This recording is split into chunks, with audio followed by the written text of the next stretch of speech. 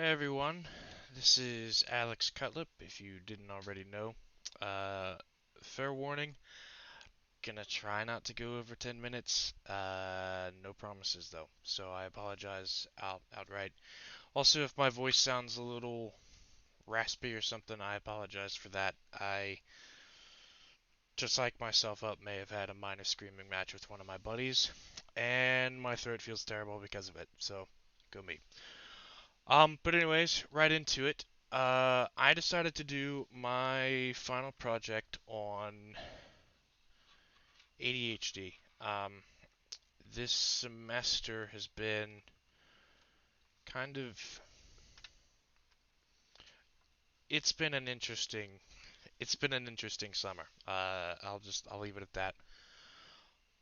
But it has resulted in me questioning a lot about my past. Um, to give you a little bit of backstory, I was diagnosed with ADHD as a kid. Grew up with that on my record. Took medication. Was medicated.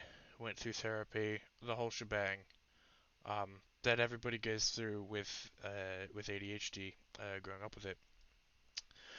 And so I understand the way that the medications make you feel and whatnot.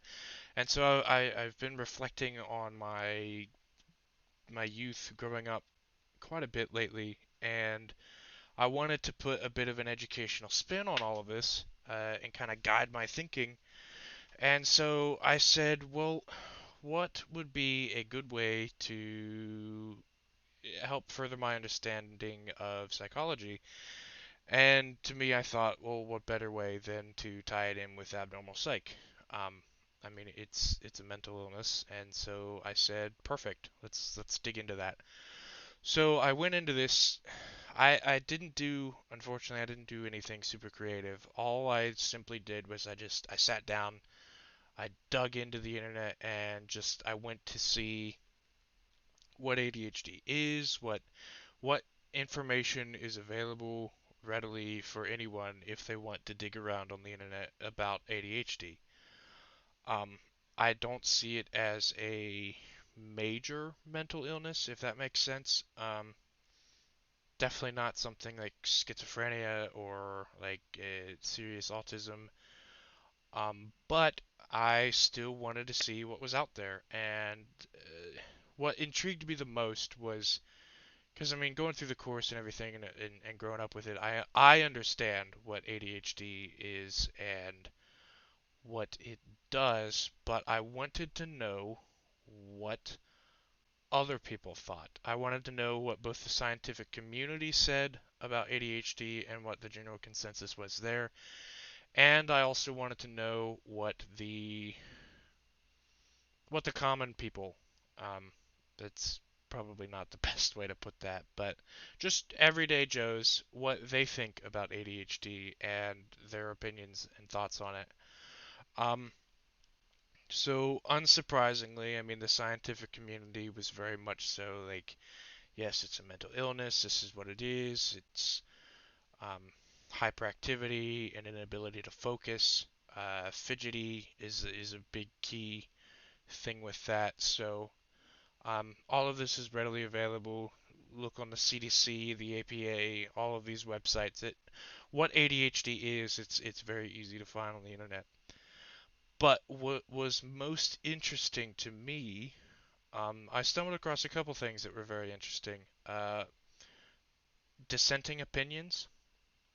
I didn't think that that would be something I'd stumble across, but I must say, in my digging and my reflection, I agree with those dissenting opinions, and I will get into that in a little bit.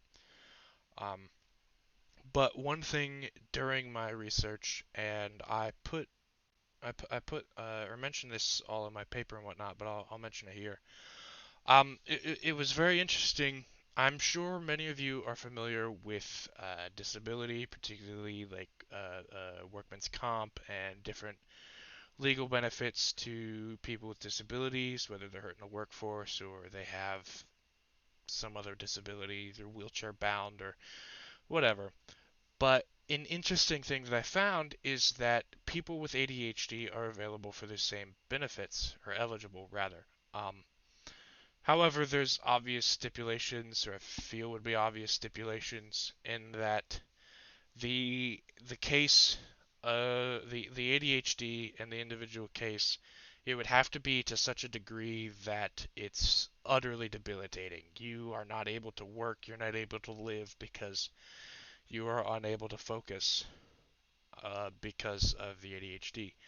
And I thought that was interesting that something simply not being able to pay attention grants you disability benefits.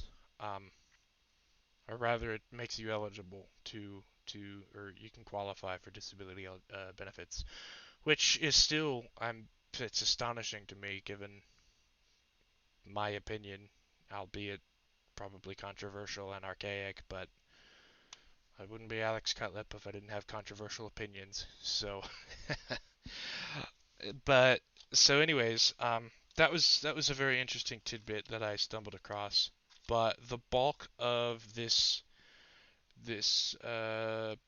project, as it's officially labeled for me, really was just talking with people, family members, online friends, reading online forums and different things, and just seeing what I could come up with and see what I found as a general consensus um, with people and what they thought. And to my surprise, I found um,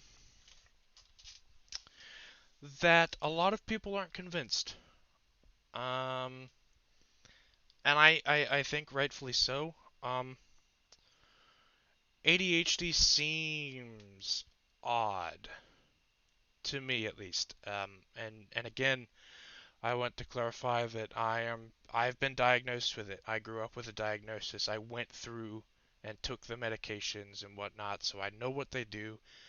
I know how they feel. I've been there, I've done that, and I can say that it's reasonable for people to be doubtful. Um, because to put it simply, ADHD is characterized by an inability to focus and hyperactivity. That's the ADHD. That's what it stands for. And so to some people that seems odd as to why that would be a mental illness, and that because those just sound like character flaws, if that's how we want to label them, or character traits. Um, and I found during my digging, I found a couple of articles on the Psychology Today website, um, which were interesting to read, and they offered very good dissenting opinions about this, and they explained it very well in that there was one. I don't remember the author's name right off the top of my head right now. It was written in 2015, but he went on to explain very thoroughly different character traits, especially among children, and different classifications that he put them in that would result in these various behaviors that many people think are undesirable or um, grounds to be fixed. And he started out the article with simply like people have different personalities, and these personalities manifest different behaviors and behavior patterns and so on and so forth. Someone who has a more active personality is much more likely to be engaged and active with the world physically and emotionally, and particularly with the physical aspect of it.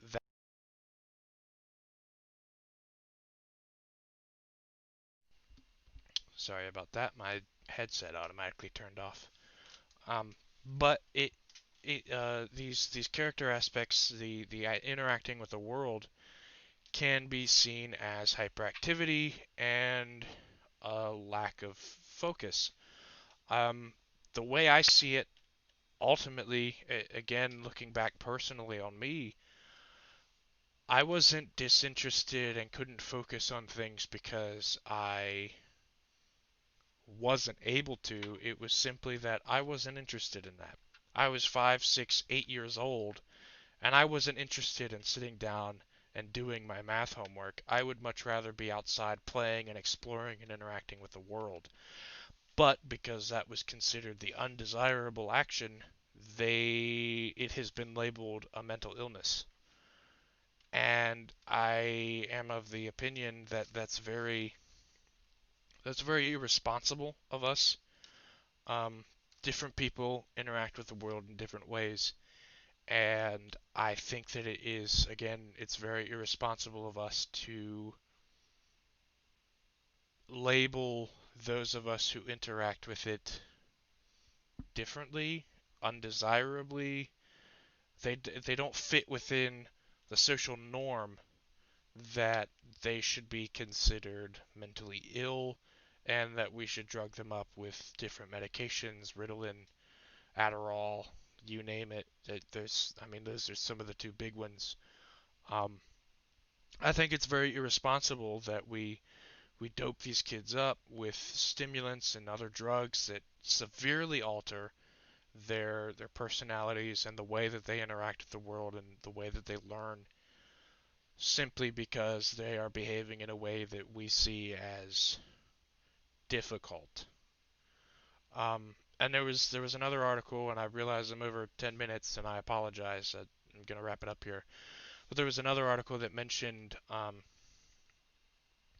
basically, that sometimes perhaps these characteristics and these behaviors could be more so a manifestation of the environment, or not a manifestation, sorry, but a interaction and a result of the environment. The whole nature versus nurture argument. This would be the nurture side of things. They mention household stress and other environmental factors that could manifest in these undesirable behaviors, and um, they mentioned that the alternative should be, instead of medicating the children, it should be removing the stress that is causing these sorts of interactions in the first place. But again, I don't think that that's entirely applicable, because in some cases that's just how people are. Some people are hyper and have more energy than others. Some people are more expressive than others. Some people would much rather sit back and think about the world than work with the world and change it to their will. And I don't think that that's a fault. Um, I definitely don't think it's a mental illness. So, I mean, to wrap this up, whew, the result of my digging and exploring and learning, while I can certainly see how ADHD would be a mental illness, and I see how convincing it has been portrayed and explained, at the end of the day, I see it as very irresponsible and very, I don't know what the word is I'm looking for.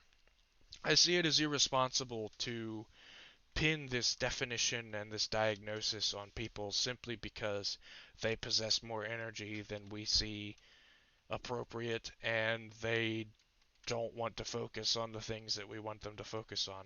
Um, so I think that ADHD is ultimately a bogus mental illness.